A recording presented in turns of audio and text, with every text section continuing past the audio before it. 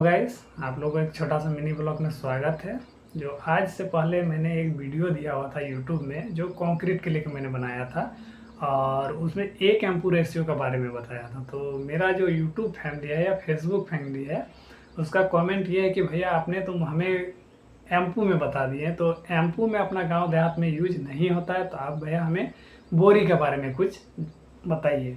तो चलिए आज बात करते हैं हम लोग बोरी के बारे में। तो बोरी के बारे में बात करने से पहले मैं आप लोगों से यही कहना चाहता हूँ कि मेरा चैनल को लाइक शेयर एंड फॉलो जरूर करें, ताकि मैं आप लोगों का भी इस तरह का वीडियो लाता ही रहूँगा। तो चलिए बात करते हैं कि एक बोरी में सीमेंट जो आता है वो 50 केजी आता है।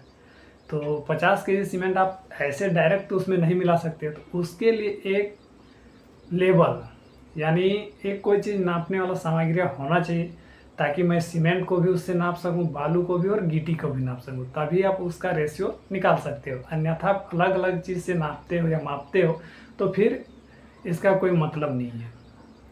तो मापने के लिए कोई एक ऐसा चीज़ व्यवस्था कीजिए, जैसे मान लीजिए आप टीना का व्यवस्था किए, तो टीना ही 2-4 व्यवस्था कर लीजिए जिसमें क्वांटिटी एक ही होना चाहिए। जैसे अगर टीना में 50 केजी पकड़ रहा है बालू, तो उस टीना में भी 50 केजी ही पकड़ना चाहिए, या 20 केजी पकड़ रहा है तो 20 केजी ही पकड़ना चाहिए। इस तरह से आप एक मतलब लेवल तैयार कर लीजिए, ताकि मतलब आप लोग को मापने में या कुछ काम करने में दिक्कत ना हो। रही बात की रेशियो का, तो रेशियो का हम लोग मिलाते हैं 1/4 का। तो 1/4 कहने का मतलब ये है कि अगर स्लेब में है तो 1/4 के लिए हम लोग मिलाते हैं। तो 1/4 जैसे मान लीजिए अगर 4 टीना हम बालू दिए हैं तो 4 टीना हम गिट्टी भी देंगे, लेकिन सीमेंट जो हम उसमें 2 टीना ऐड करेंगे। और एक चीज़ आता है जो 10 या 12 mm आप बोल सकते हैं, जो छोटा सा गिट्टी आता है, उसे आप 2 टीना डालिए, उससे ज़्यादा ना डालिएगा, क्योंकि स्लेब में वो सिर्फ फिनिशिंग का काम करता है।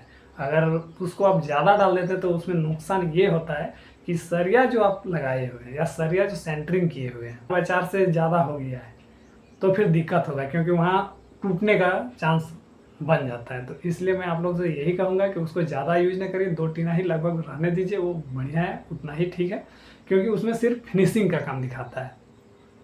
और रही बात की लिक्विड का, तो लिक्विड का बारे में तो आप लोग को बता ही दिया हूँ कि अगर एक बोरी में है तो एक बोरी में आप ज़्यादा से ज़्यादा लिक्विड 0.5 से लेके 0.20 तक ही डालना है, उससे ज़्यादा एक बोरी में नहीं।